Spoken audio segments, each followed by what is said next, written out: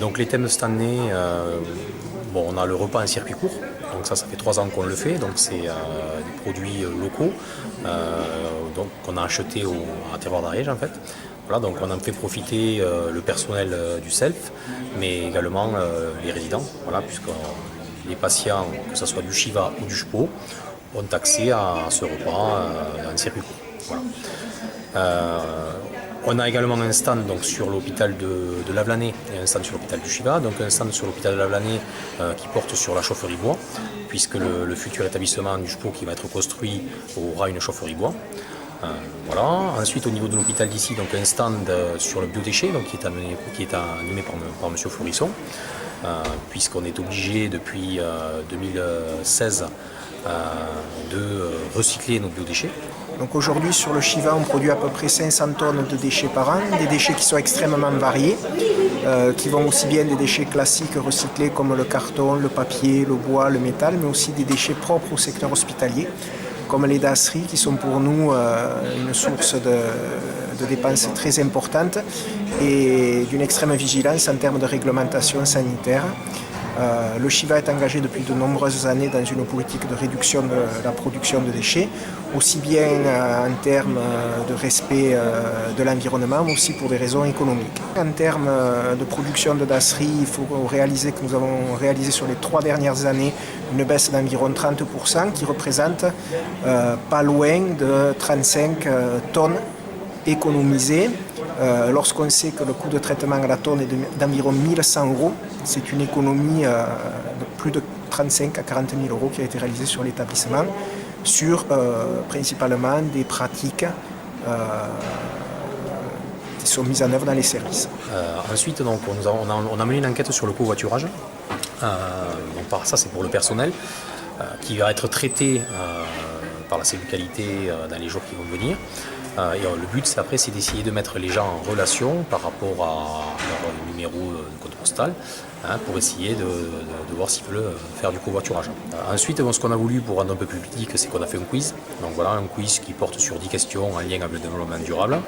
Et les personnes qui auront, les gagnants, disons, seront tirés au sort et gagneront un filet garni offert par les Terroirs d'Ariège. Est-ce que c'est difficile de mobiliser encore sur ce genre de sujet ou est-ce que vous sentez que les gens sont de plus en plus réceptifs à ces problématiques? Je pense que les gens sont de plus en plus réceptifs. Quand on voit l'exposition qu'il y a sur les abeilles, je pense que c'est un sujet qui est d'actualité, parce qu'on s'aperçoit qu'il y a beaucoup de gens qui se lancent pour avoir des ruches depuis quelques années. Voilà, puisque l'abeille, on a annoncé que si elle disparaît, c'est l'homme qui va disparaître dans les 4 ans. Donc ça fait partie des sujets d'actualité qui intéressent les gens. Et je pense qu'au niveau du développement durable, les gens sont de plus en plus mobilisés pour des raisons d'économie, voilà aussi. Et puis après, je pense qu'il y a avec tous les grenelles qu'il y a actuellement, les gens sont de plus en plus sensibilisés au développement durable. Je le vois parce que l'agence, ça fait 6 ans qu'elle existe. Au début, nous étions à 140 rendez-vous à l'année.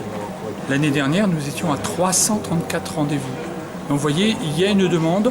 Pourquoi? Parce que le prix de l'énergie augmente. Et bien entendu, les gens font encore quelque chose. Et vous avez les aides financières, le crédit d'impôt, un chèque région Midi-Pyrénées, les certificats d'économie d'énergie et vis-à-vis du plafond de ressources aussi les aides de l'ANA. Donc vous voyez, tout ça, ça va être un déclic pour aller sur l'action de la rénovation énergétique. Mais je sens qu'il y a quand même une demande de plus en plus importante. On est très sollicité. Donc le développement durable, c'est déjà la maîtrise de l'énergie, la maîtrise de l'eau, la maîtrise du chauffage, les éco-gestes, le chargeur de téléphone, même s'il n'est pas connecté, ça ne sert à rien, il faut le débrancher. Couper l'eau quand on se lave les dents, plutôt prendre des douches que des bains.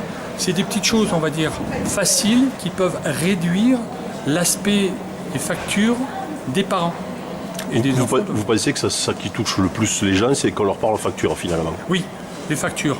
Facture, quand on dit voilà, un chargeur ça fait tant et tant d'euros, multiplié par le nombre de chargeurs que vous avez dans la maison. Donc il n'y a pas que les chargeurs de téléphone portable, il y a les chargeurs de jeux vidéo, de tablettes, et tout ça, ça fait une consommation, une facture, quelquefois qui est inutile. Avec l'éveil, l'éveil c'est aussi quelque chose qui ne sert à rien du tout, simplement à augmenter. Et quelquefois la veille, si vous laissez votre appareil continuellement en fonctionnement, vous avez quelquefois des micro-coupures qui peuvent détériorer l'appareil en question qui envahit.